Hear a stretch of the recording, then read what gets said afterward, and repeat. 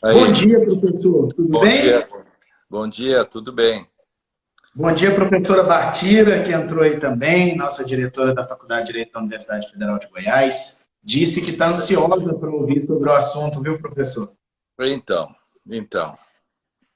Seja muito bem-vindo novamente ao ESA Live. Quero dar boas-vindas a toda a advocacia, aos professores que estão entrando. Nossa live que foi muito comentada, professor, na semana passada. Inclusive, foi a live com o maior número de acessos depois no YouTube da ESA Goiás. As pessoas foram lá, teve uma repercussão muito legal, o pessoal foi lá ouvir o que é que estava acontecendo, o que foi dito aqui. Primeira live do professor Lênin Streck, né? Ficou todo mundo muito curioso sobre isso. É Exatamente. uma honra e um prazer para a gente recebê-lo. Dou aí boas-vindas a todos que nos estão, todas e todos que nos estão acompanhando, e ao senhor, professor. Seja muito bem-vindo. E lembrando que depois dos nossos cumprimentos, a gente acaba bloqueando aí os comentários para a gente conseguir Tá, visualizar bem aí o professor Lênio, e no final a gente abre de novo, tá certo? Um claro, grande claro. abraço a todos os professores que estão entrando. Seja bem-vindo, professor. Obrigado. O senhor viu, professor? O senhor viu, com certeza, que o senhor é quase um onisciente aí do direito, né? Mas ontem nós tivemos uma decisão interessante, circulou aí nos grupos de WhatsApp de quase todo mundo, uma decisão extinguindo um processo, no mínimo, curioso de um procurador do trabalho, em que, em uma ação só, me parece que ele resolvia todos os problemas da República, não é mesmo? Sim, e a decisão, numa decisão só, o juiz politizou tudo, porque se ao mesmo tempo ele fala das premissas erradas do procurador, ao mesmo tempo o juiz dá uma politizada bárbara, né? Que diz que existe gente, imprensa, etc., que querem desestabilizar o governo, ele contesta o procurador. Quer dizer, se o procurador faz uma petição ativista, nesse sentido que eu falo, da diferença entre ativismo e judicialização, porque há uma confusão muito grande, inclusive no próprio ensino jurídico, entre ativismo e judicialização. Por vezes, por exemplo, este procurador estava fazendo ativismo. A decisão do juiz foi ativista. Por quê? Porque não tinha nenhum dos pressupostos de judicialização. Existe um critério que eu montei há muito tempo, que é o modo de critérios para definir se uma decisão é ativista ou judicialização. Tem 3 perguntas fundamentais a serem respondidas. Se uma delas der não, por óbvio que você já está no campo do ativismo judicial, porque o ativismo é behaviorista, é comportamental, é quando o juiz ou o promotor, enfim, querem substituir todas os juízos políticos, morais, etc., do legislador pelos dele, entende? O que ele acha melhor. Então, claro que... mas 2 erros não dão um acerto. Nem o procurador e nem o juiz, somando os 2, dá um acerto. Os 2 erraram nesse sentido. O juiz poderia extinguir em meia página, não precisava fazer exercício de lógica, que, na verdade, dedução, premissa, essas coisas nem existem, porque para você fazer deduções, as premissas têm que ser autoevidentes, e como não existe autoevidência, a premissa é sempre construída pelo intérprete. Logo, eu construo a premissa que eu quero para chegar à decisão que eu desejo. Também nesse sentido, né? Essas coisas aí... Mas isso é tudo fruto de um trabalho, entre aspas, feito durante décadas. Com Deu nisso. certeza. Deu nisso aí.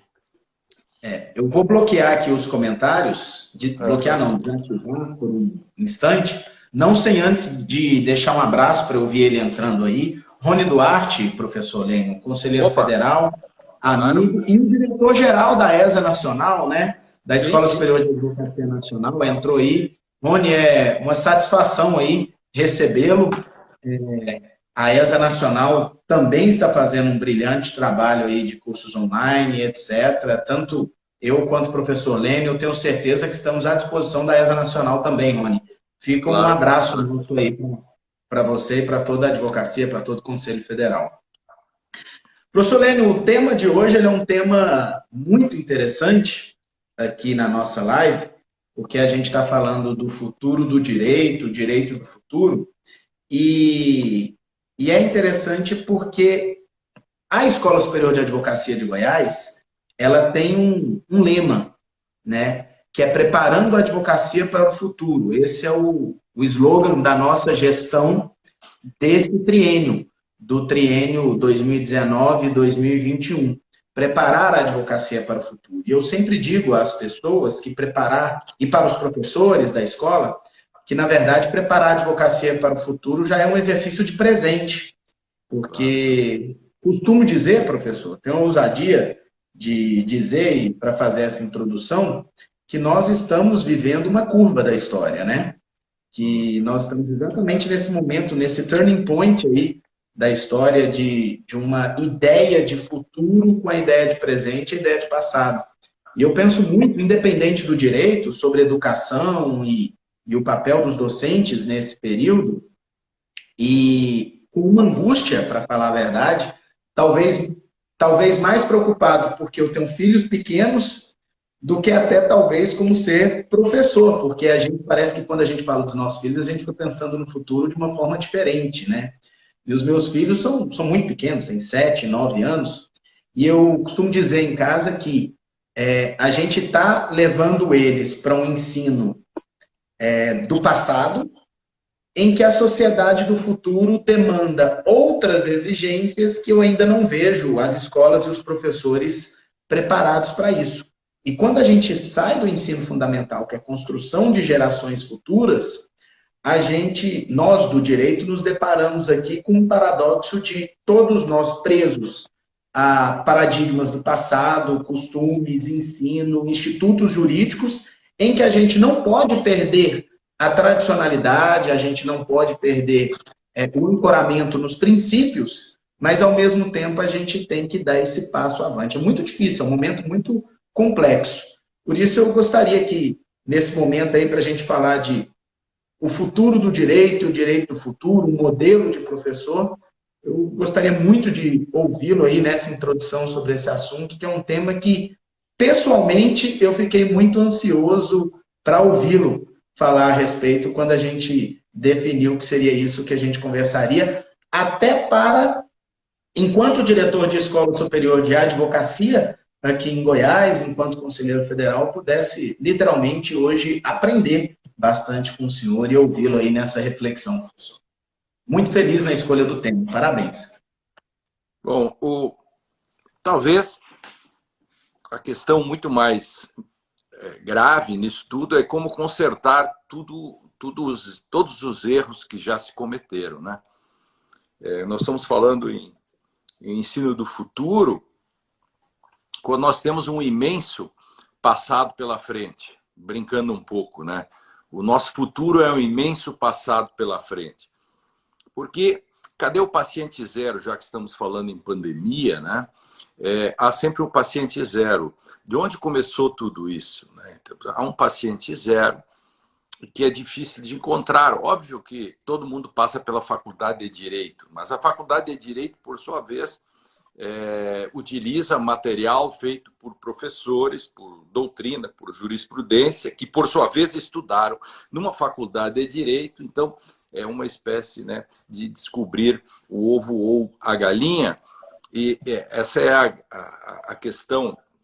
O que nós fizemos para que hoje nós tenhamos esse quadro, um quadro que chega ao ponto, né, de um certo negacionismo epistêmico, que eu falo, quando nós acabamos deixando de lado as questões fundamentais da teoria do direito, aquilo que é a raiz da discussão, e nós deixamos de lado. e damos como batida algumas questões, os conceitos, por exemplo, conceito de positivismo, conceito de princípios, conceito, os cotidianos conceitos de jurisdição, livre apreciação da prova. A gente dá por batido isso, né? O professor chega na sala de aula e fala em livre apreciação da prova, mas não faz nenhuma reconstrução da história institucional. O professor chega na aula e diz que hoje existe o juiz dos princípios, mas não discute o que é princípio.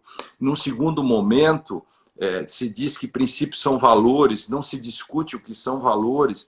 Então, nós acabamos criando... Isso é um problema seríssimo, é um problema que se generalizou. É, de fato, uma pandemia e nós não sabemos qual é o paciente zero, porque, num primeiro momento, nós temos que admitir que nós não temos quadros suficientes para tantas faculdades de direito. Nós não temos quadros, nós estamos falando de ensino jurídico, nós não temos quadros preparados para enfrentar o desafio, por exemplo, de um fenômeno complexo como é o direito, que tem de direito administrativo até constitucional, passando por civil, penal e todas as coisas novas que vão surgindo. Quem são os experts para trabalhar nisso? E também não se pode simplesmente pensar que o direito é uma mera racionalidade instrumental, que basta o sujeito lidar com uma espécie de ferramenta, como se ela estivesse disponível para nós. E nós, quando discutimos processo, por exemplo, nós continuamos a discutir como se o processo fosse um instrumento à disposição, que o processo tem escopos, tudo isso, né? E o ponto fundamental parece que é um problema, aí sim, paradigmático, que é o problema do protagonismo judicial. Nós acabamos de falar e um protagonismo que se espalha, inclusive, para o Ministério Público, um protagonismo que se espalha para a polícia, de certo modo, e, no fundo, acaba gerando, inclusive, um protagonismo do professor, porque o professor, na sala de aula, acaba também assumindo um protagonismo em que ele já não discute o direito, mas discute aquilo que ele diz sobre o direito, sem revolver o chão linguístico onde está assentada a tradição do direito, e ele transforma aquilo que ele está falando numa espécie de teoria política do poder em que ele diz o que o direito é. Quer dizer, então, se o professor assume o protagonismo, se todos os atores assumem protagonismos, o objeto, que é o direito, acaba ficando de lado. E esse é um problema seríssimo, né? Então, nós temos desde das posturas realistas que dizem que o direito é o que o tribunal diz que é, portanto, torna inútil todo o estudo do direito. Por outro lado, se diz que o processo é instrumento, simplesmente. Por outro lado, a questão dos princípios, né? Nós acabamos nos entregando para um certo consequencialismo e nunca esteve tão em moda quanto agora, né? A questão do consequencialismo. Professor,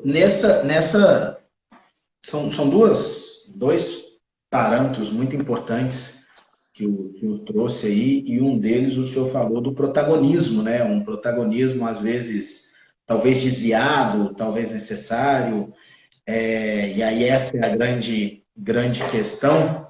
Me parece, talvez, um protagonismo em excesso, mas eu lhe pergunto, a própria tecnologia, as redes sociais, a vontade das pessoas saberem menos de mais temas, não gera isso? Hoje nós temos aí, por exemplo, professores, que podem ser pessoas que têm uma oratória muito fácil, falam bem, são boas de vídeo, e temos, às vezes, professores extremamente jovens que literalmente bombam na internet, né? E acabam sendo o paradigma de toda uma geração de advogados. Eu vejo, e não é uma crítica a essas pessoas, é uma reflexão sobre o modelo que a gente está querendo consumir, de, nesse momento, a gente querer estar informado por um post do Instagram que tem 3, 4 linhas. E aquele post no Instagram de 3, 4 linhas, tem uma pessoa que grava um vídeo e, de repente, alguém tem 50, 60, 100 mil seguidores e todas aquelas pessoas vão seguir aquele professor ou aquele instrutor ou aquela pessoa que está inovando e falando o que é o novo direito, enquanto isso sai de dentro da academia e das pessoas que têm esse passado que é o nosso presente, né, o nosso futuro e esse imenso passado que nós temos. Essa tecnologia aceleraria isso? Esse é o problema da sociedade do espetáculo, né? Há um conjunto de fatores que leva a isso, né? Nós vivemos, o Guy Debord, por exemplo, escreve em 64 a questão da sociedade do espetáculo. 30 anos depois, isso é reescrito pelo prêmio Nobel lá do Peru, não lembro o nome dele agora, que escreveu outro, A Sociedade do Espetáculo também. E nesses tempos que nós temos a comunicação fácil e não tem filtro. Então, não existem filtros institucionais. Digamos assim, grosso modo, assim como não existe muitos critérios para o sujeito ser professor de direito, também não tem muitos critérios para o sujeito postar algo, né? Como eu tenho uma tia que é analfabeta, de pai e mãe, analfabeta mesmo, e virou cientista política e posta todos os dias coisas na internet. E acredita que a Terra é plana, enfim, essas coisas todas, e ela tem, e todos os dias espalha coisas pela internet nessas neocavernas. E aí vem a questão, você fala em informação, e aí todo esse fenômeno da informação, e essa é a palavra-chave. Por quê? Porque aí eu vou pegar uma questão de um conservador, que é o T.S. Eliot, né, que é sobre a questão de que todos nós temos informações. Informação, ele diz assim, informação não é conhecimento, conhecimento não é saber, saber não é sabedoria. Eu, a partir disso, construo uma espécie assim de pirâmide do conhecimento, ou do saber, ou da sabedoria. Uma pirâmide da compreensão, uma pirâmide epistêmica, que é embaixo uma base grande da informação. E qualquer imbecil tem informações. Quer dizer, engraçado é que quanto mais nós multiplicamos a informação, paradoxalmente nós aumentamos também o número de nécios. Mas deveria diminuir o número de nécios quando nós temos informações demais. Nós temos mais informações e mais nécios. Deveria ter mais informações, menos nécios. Mas como os nécios acabam se multiplicando com tantas informações? Claro, por uma razão simples. Informação não é conhecimento. E aí vem o papel do professor. Os professores que estão nos ouvindo, vocês são importantes pra cacete. Por quê? Porque vocês têm a função de transformar esta informação, que em tese serve para tudo e para nada. Mais informação, menos informação. Você tem, então, como professor, a função de transformar esta informação, reflexioná-la e transformar em conhecimento. É o primeiro passo. Já diminui a pirâmide. Então, você tem transforma em conhecimento. Ainda não é suficiente, porque o conhecimento apenas é um passo adiante da informação. Aí vem todo o processo reflexivo, mais reflexivo. Digamos assim que seria uma espécie assim, se bem funcionasse, seria assim. Você tem uma graduação, você tem uma especialização, e aí você tem um mestrado. Estou brincando, fazendo uma metáfora, obviamente, né? Informação, conhecimento. Aí o saber já seria mais um mestrado, se a coisa funcionasse, obviamente, né? Porque curso superior não encurta a orelha de ninguém, nem mestrado e doutorado encurta a orelha de ninguém. Isso não existe uma relação de causa e efeito. Essa questão é muito mais imputacional, brincando um pouco com isso. Então, depois, a informação, conhecimento, saber, sabedoria. Sabedoria é a cúspide da pirâmide em cima. E nesse sentido, né, o professor se torna o elemento que organicamente, verticalmente, faz com que, quanto mais ele reflexiona, ele capilariza e vai fazendo com que esse conjunto de informações vai se transformando. Transforma a ação E esse é o nosso papel, os professores que estão nos ouvindo, né? É aquela filtragem que é um longo processo que vai se fazer para nós chegarmos a teses, a discussões, a filosofar sobre um problema, por exemplo, as respostas. Hoje, esses dias, na nossa live anterior, eu brincava sobre consequencialismo, né? A questão daquele exemplo do gordinho, mata o gordinho ou 5 pessoas. E hoje, na Rádio Justiça, no meu programa Compreender Direito, que agora é às 8h30 da manhã, até 15 para as 9, 10 para as 9, e durante a fala, eu fui tentando ajustar esse processo. Então, eu falava sobre o consequencialismo e o problema do gordinho, e por que isso é só um jogo filosófico, porque nós nunca temos os elementos para tomar uma decisão. Imagina o seguinte, alguém diz, sim, mas você tem 5 pessoas e o gordinho. É óbvio que você tem que matar o gordinho para salvar 5 pessoas, isso no plano de uma filosofia moral. Aí eu pergunto, alguém diria, né? E eu respondo, ok, e se o gordinho que você está matando estava prestes a inventar a vacina contra o câncer? Ou agora contra o coronavírus, né? Ou contra o coronavírus? Mas vamos piorar a situação. Você decide matar o gordinho e salvar os 5. E nesses 5 tem o cara que, no dia seguinte, ele é um assassino, ele mata 50 crianças num colégio com a metralhadora. Você escolheu entre 5 ou 1. Eu quero dizer, o processo reflexivo exige toda um caldo que faz com que você consiga esse conjunto de informações. A internet do professor.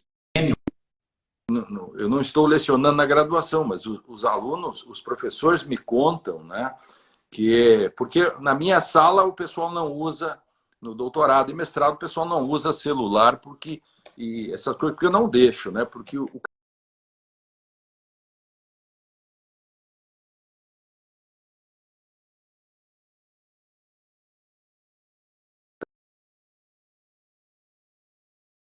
professor está falando assim, tal coisa, e o aluno vai na Wikipedia, confere, e se o professor tem razão, o aluno faz assim,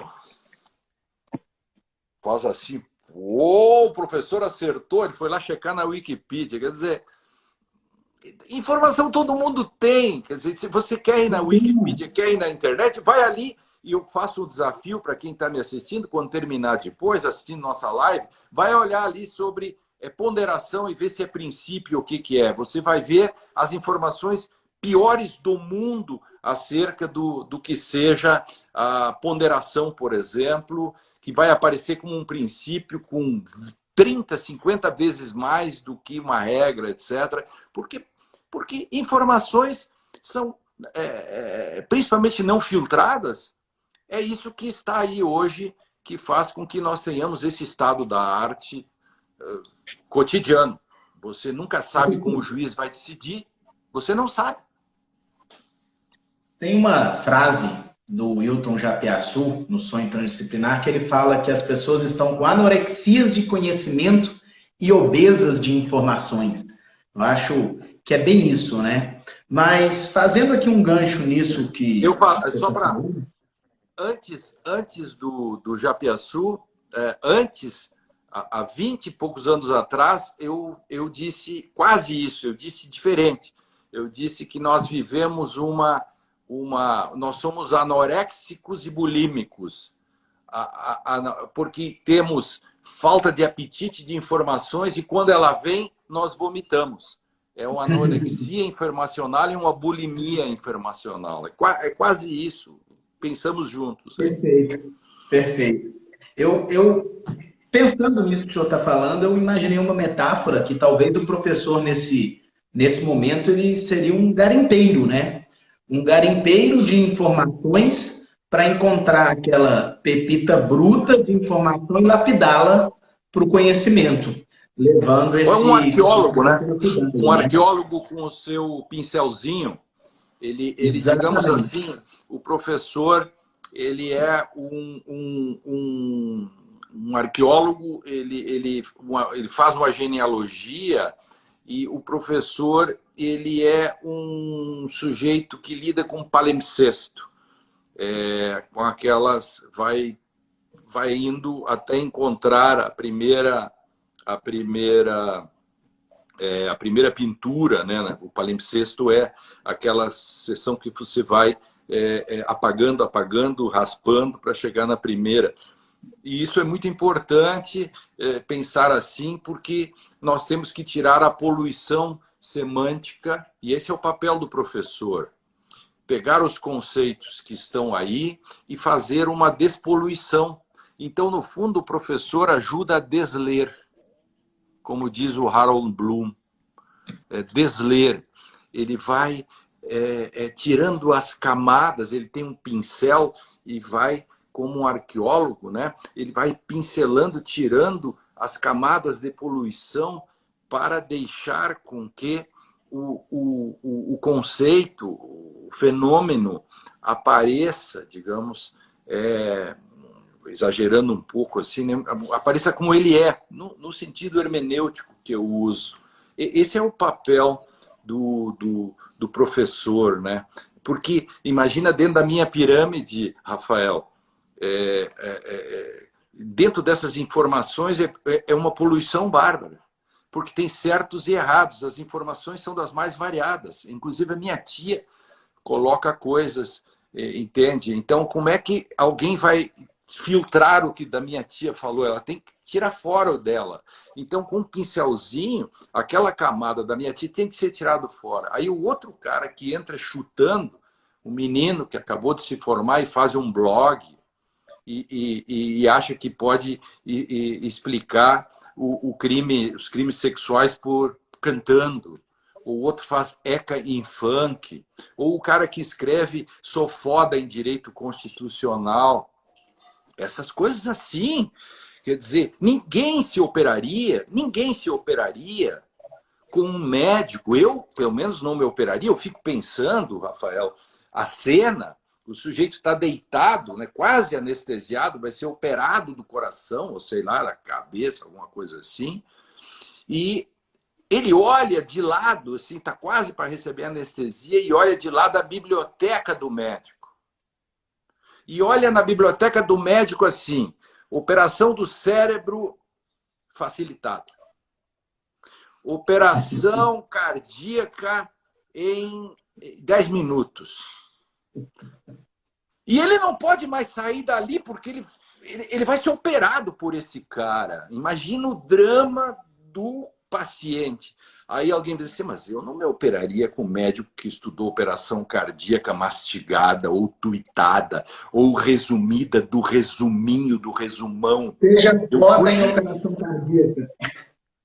Tá lá Agora, por que seja foda. Ou então, seja foda em operação cardíaca. Isso, Sim, seja foda em operação do cérebro. Cara, ou então um livro, operação cardíaca com uma sombrinha e uma praia no fundo, diz assim, operação cardíaca tranquilona. Tem esses livros por aí. Aí o cara diz assim, mas no direito, por que pode isso no direito? Essa é a discussão para saber se o ensino jurídico, se ele se dá ao respeito, se o direito se leva a sério, assim como o Ronald Dworkin diz, e não estou ofendendo ninguém, estou usando o que o Dworkin fala, levemos o direito a sério. Eu substituo, levemos o ensino a sério, levemos a jurisdição a sério, entende? Então, na jurisdição, eu não posso politizar uma decisão dizendo que não vou decidir assim, ou se vou decidir porque, afinal de contas, estão tentando desestabilizar o sistema ou o presidente. Isso não cabe ao juiz fazer, como ao professor também não cabe simplesmente substituir o direito por seus juízos morais próprios, Ele pode dar sua opinião, mas ele tem que dizer, ele tem compromisso epistêmico de mostrar as várias posições e, despoluindo, ele tem a obrigação de mostrar, digamos, aquilo que, numa dada tradição, se estabelece como, digamos, uma verdade hermenêutica, uma narrativa bem aceita, né? Mas, professor, e antes que eu esqueça, o Nobel peruano era o Mário Vargas Llosa. Isso. Porque eu não me lembrava. Mas veja aqui, eu vejo o professor, às vezes, um pouco refém também. Não Sim, adianta a gente querer. Não adianta a gente querer falar, o professor não deve, o professor tem a missão, o professor isso, o professor aquilo. Só que nós, professores, também somos reféns de um mercado, reféns de alguém que quer consumir isso dessa forma, refém de um preguiçoso que quer ouvir uma musiquinha e vai decorar a fórmula, refém de como o concurso público é feito, refém de como as coisas são feitas. Porque os concursos... Outro dia eu estava num congresso, num seminário, lá no Rio de Janeiro, estava lá com o ministro Luiz Salomão, e eu digo, ministro, deixe-me trabalhar nessa questão dos concursos. Em 5 anos a gente inverte a pirâmide. Porque é evidente, você acertou na mosca, Rafael. Você dá o que estão comprando. E se você está numa universidade privada, você ainda tem agravante que você tem, em alguns lugares, aquele incentivo ao delator. Sim. Que é um negócio, embora a Constituição proíba o anonimato, o aluno preenche ali, se o professor Rafael, eu tirei nota baixa com ele, se não é um professor XXX, e você não assina.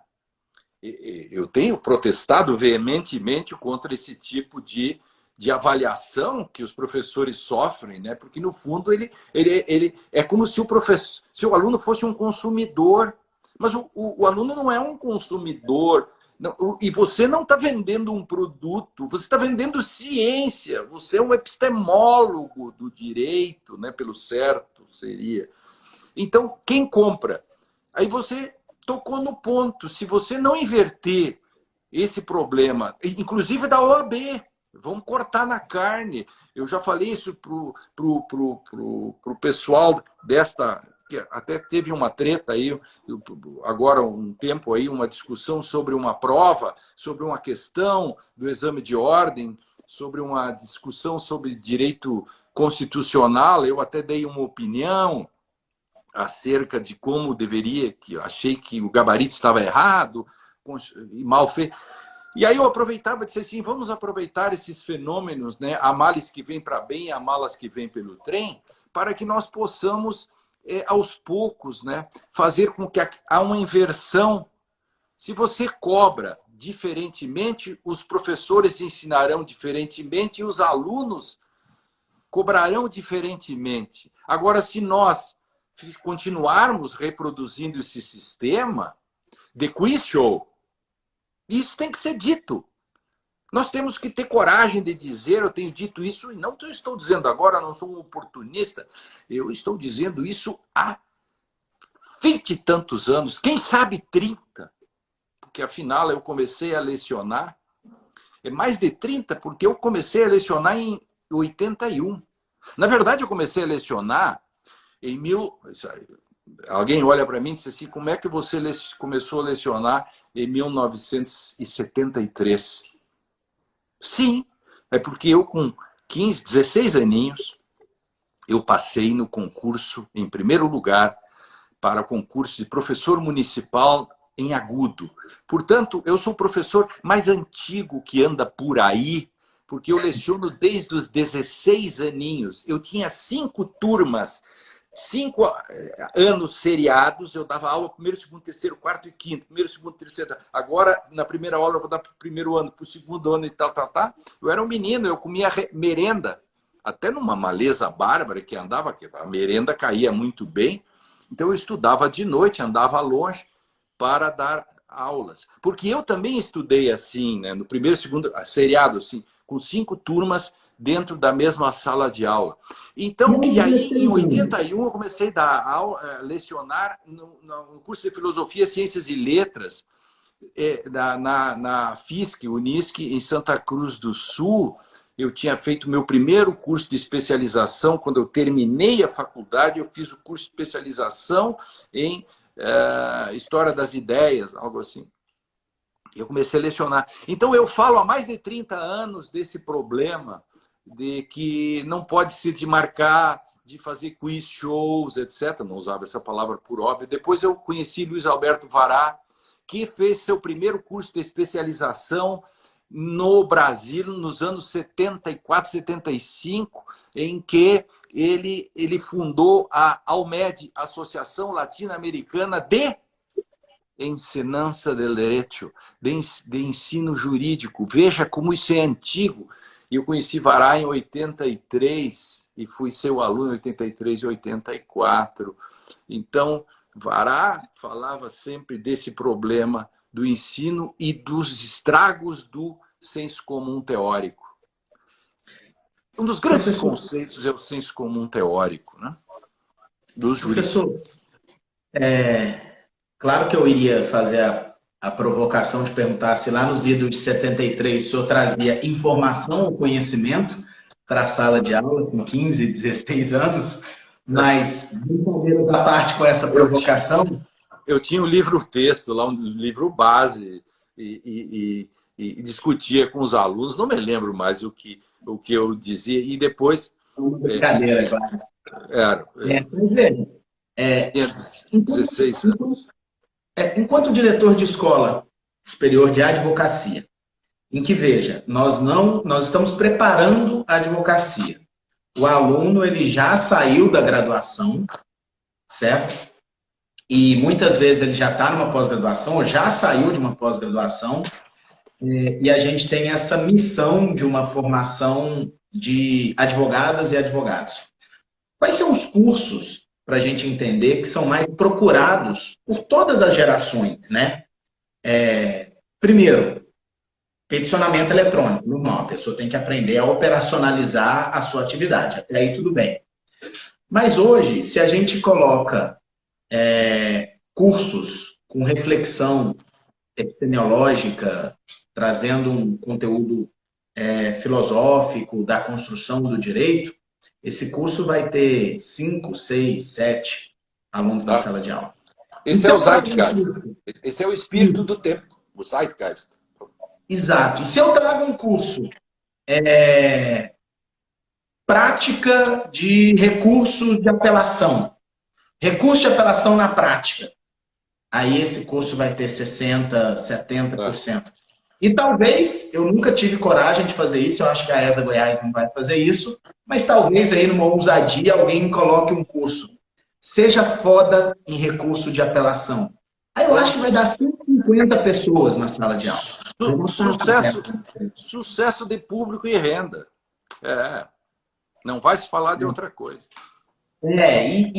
Então a prática é o assunto mais procurado, porque nos parece que existe uma falha básica, não é nem no concurso, é lá na formação acadêmica.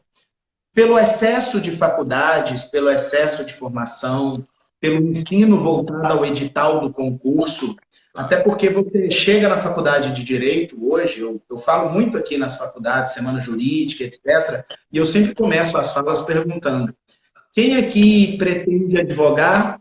E depois eu faço a provocação de quem pretende fazer concurso. Só que aí é lógico que você pode fazer concurso e advogar, né? Mas lá na hora, quando você está na academia, você faz a provocação da advocacia privada.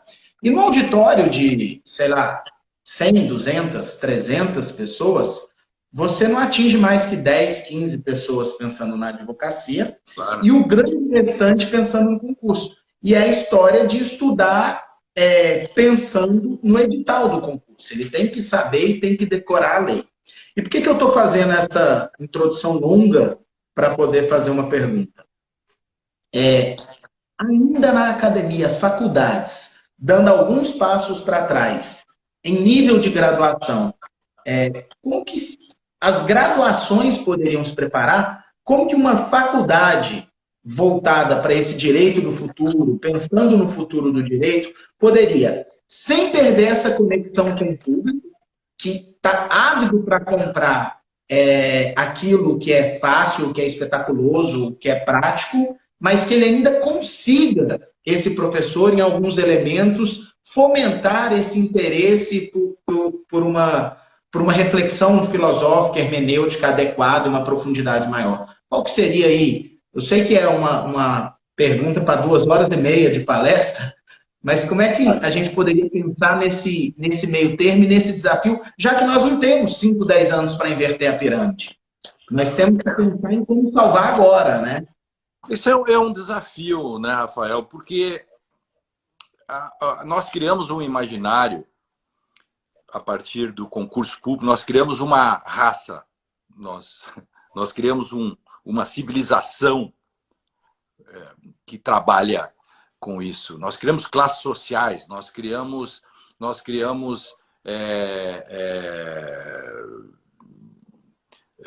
segmentos, nós criamos uma série de segmentações sociais, criamos um imaginário de corrida ao Estado e criamos um tipo de concurso público que, por sua vez, criou um tipo de cursos de preparação, que, por sua vez, criou um tipo de ensino jurídico, e isso se retroalimenta e não tem um modo de você achar o paciente zero para fazer uma vacina. O correto seria de baixo para cima. Um longo processo pelo qual as faculdades... mas aí isso não funcionaria porque sempre tem o cara que atravessa. O Brasil é o único país do mundo que tem despachante de trânsito. Por que ele tem despachante? Porque é um país em que a birocracia, ela atrapalha e, portanto, eu preciso de alguém que me faça me dê o caminho das pedras. Entende? Se a burocracia funcionasse, não precisaria despachante, nada disso. Ele existe para te facilitar o caminho. Então, vai aparecer o despachante de direito, que vai fazer uma faculdade rápida para te facilitar. O que é um livro facilitado, resumido, se não é um despachante de trânsito, que ao invés de você ir lá fazer o seu negócio e entrar em filas, etc., o cara te atravessa e resolve para ti o teu problema, porque é mais rápido e mais fácil. Nós vivemos num mundo de facilitações, né? Que é o homem facilitador. Nós temos o Homo sapiens, que eu inventei o Homo sapiens, inventei também o Homo uberis, que é o empreendedor de si mesmo, e no direito isso acabou agora já chegando também, que é o Uber jurídico, né? E tem o Homo simplifier, que é o homo simplificador, que esse é o que domina. Então, como é impossível fazer de baixo para cima, respondendo a tua pergunta, nesse momento, só de cima para baixo. Aí você teria que mudar uma questão dos concursos e do exame da ordem, que é o desaguadouro de tudo isso, e forçar em 4, 5, 6 anos, faria uma transição que não se faria mais. Não tem problema que demorem os concursos, principalmente agora que tem poucas vagas, os concursos podem demorar mais tempo, não há problema disso, né? Na minha época que eu fiz concurso, não existia cursinhos de preparação, entende?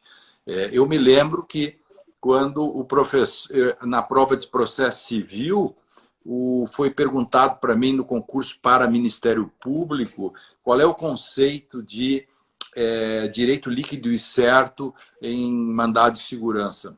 E eu, que tinha feito mestrado, então, fiz 2 páginas escrevendo a partir de Wittgenstein, vagueza e ambiguidade, fiz um trabalho do cão, mas por via das dúvidas, nas últimas 2 linhas eu escrevi em termos de dogmática jurídica, que é um termo que eu sempre usei, porque o meu professor era o Vará, e diz assim, em termos de dogmática jurídica, é certeza tal, liquidez, quanto à exigibilidade, etc., E o professor, sabe o que fez? O examinador riscou tudo que eu tinha escrito sobre neopositivismo lógico, Wittgenstein, vagueza, ambiguidade, retórica, tudo, e fez um colchetezinho embaixo e me deu nota integral nas 3 linhas, ou 2 linhas e meia que eu respondi a pergunta.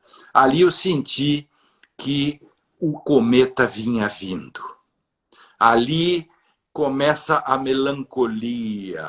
Tem uma palavra em alemão que chama Gelassenheit, que é melancolia, mas muito mais é o deixamento. Nós estamos na fase em que nós estamos deixando acontecer. É um deixamento, uma deixação. Estou inventando essa palavra assim, uma melancolia epistêmica, uma deixação, porque nós nos entregamos, nós somos pessimistas morais nesse sentido, ou como mais ou menos eu fui fazer o lançamento de um livro numa grande universidade, meu livro Que é Isto, Conforme a Consciência, que agora está em espanhol, La Llamada Consciência de los Jueces, que saiu agora em espanhol, a chamada Consciência dos Juízes, e fiz toda a primeira edição, isso faz alguns anos. É difícil vender esse livro, porque, como você acabou de dizer, é como você fazer um curso lá na ESA, enfim, essas coisas. Então, fiz o lançamento do livro, e aí, quando terminou, o professor chegou, um professor importante.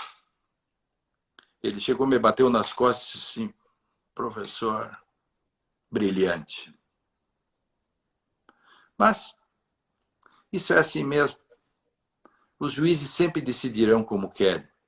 Eu disse, bom, o cometa vem vindo.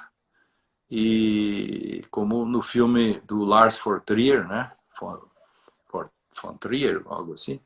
Von Trier. O cometa vem e vai explodir todos. E os dinossauros correrão para buscar papel higiênico. Então, no Brasil tem um pouco isso, né? A gente alimenta o tigre com a esperança de ser comido por último. E nós vamos deixando acontecer. O ensino jurídico, eu não vou falar hoje, nós temos que fazer isso um outro dia, porque há toda uma coisa que a gente não falou e não vai falar por falta de tempo, porque eu não quero atravessar para deixar pela metade, que é o problema das startups e disto que é a inteligência artificial. Eu não, visto que deliberadamente eu não dei uma linha sobre isso, porque isto é um assunto que tem que ser tratado à parte, porque se ele entra aqui 2, 3 minutos, vai ficar pela metade e eu vou levar um bombardeio de críticas. Então, portanto, hoje eu não posso ser criticado sobre críticas que eu tenha feito à inteligência artificial no direito. Eu tenho uma posição, mas eu preciso de um tempo para desenvolver isso, para não levar pontapés e tiros por 2 ou 3 frases. Então, eu deixo de fora.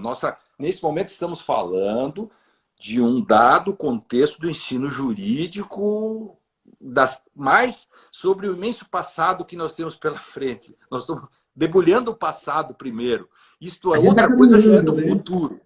Isso, estou ligando. Acho até, professor, você vai me obrigar desse jeito a fazer uma coluna fixa também na ESA Goiás. Pois é. Mas eu acho que a live de hoje ela merece a gente continuar falando de tecnologia, startup e sobre esses assuntos. De repente, depois você pode olhar a agenda, mas quem sabe já na próxima quarta, 10 horas da manhã, fica aí o convite. Dá uma pensada nisso aí, que eu acho que tem a ver com esse tema, é a continuidade desse tema, né?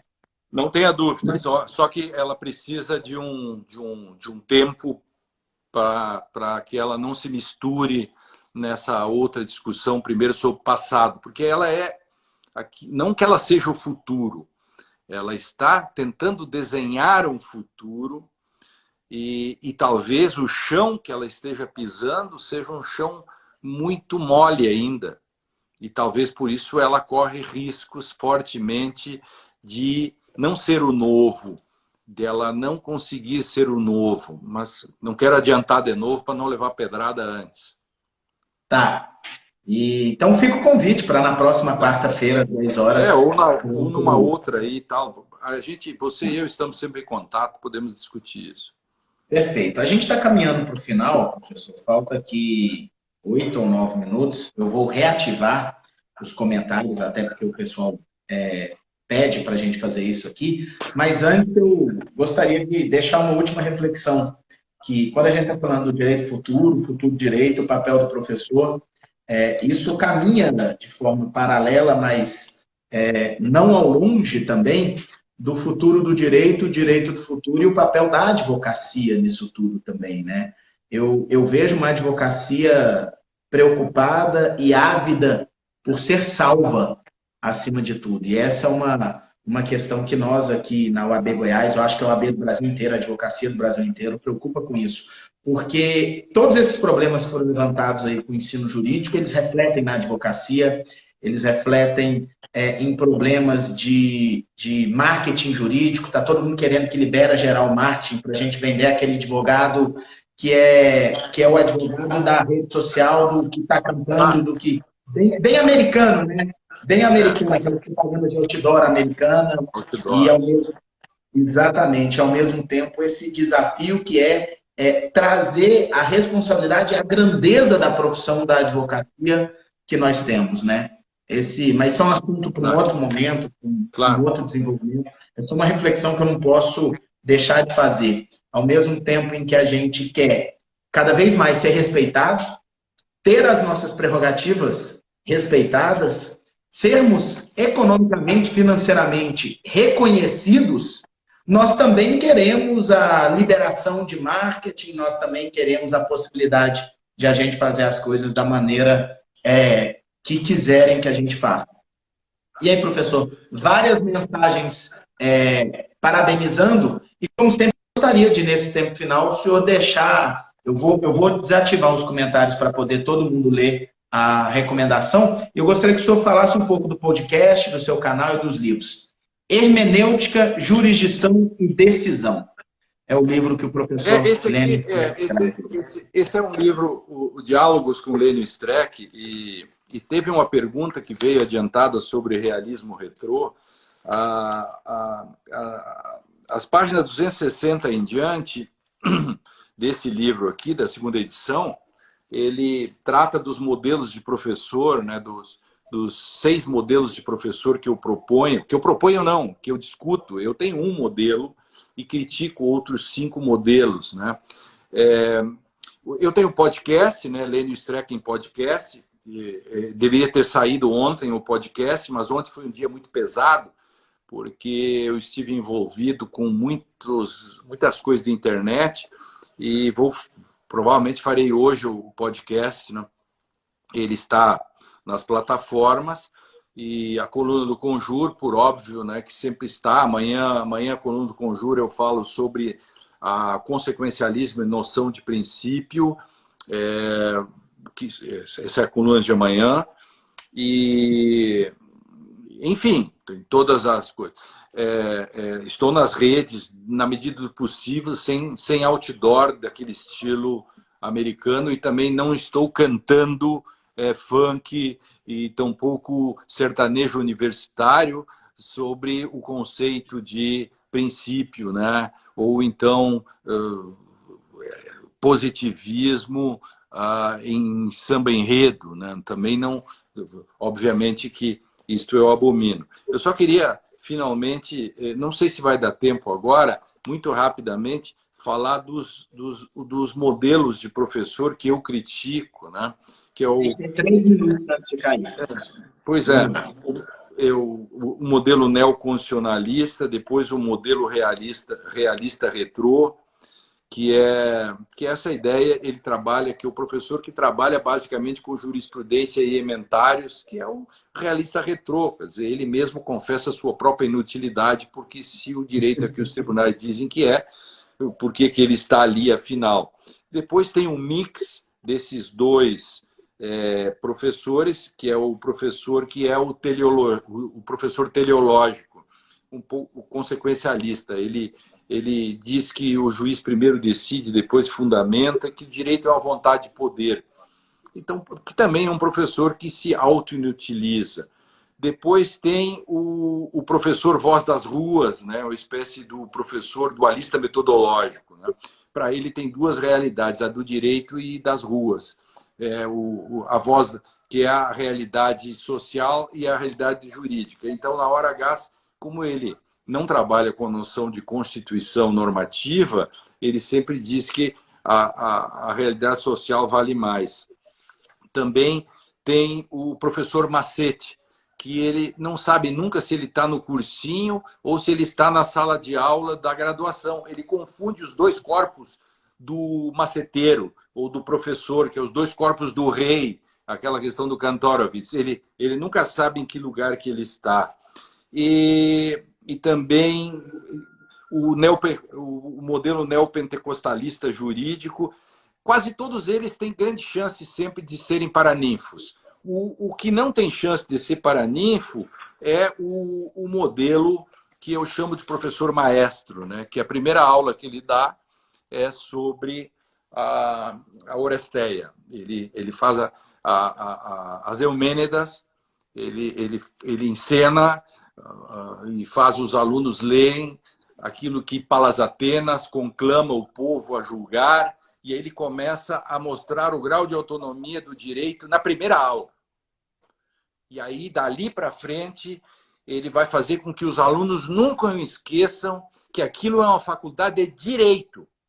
E se é uma faculdade de direito, o grau de autonomia estabelece ali, que são grandes 4 fases. Ele começa na primeira fase, no primeiro dia. Isso marca profundamente. Esse é o professor maestro. E, claro, eu agora teria mais uns 15 minutos para explicar o que o professor maestro faz.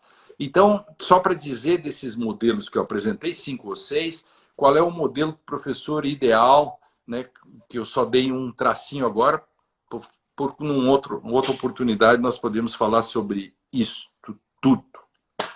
Maravilha, professor. Maravilhoso. Como sempre, audiência muito presente.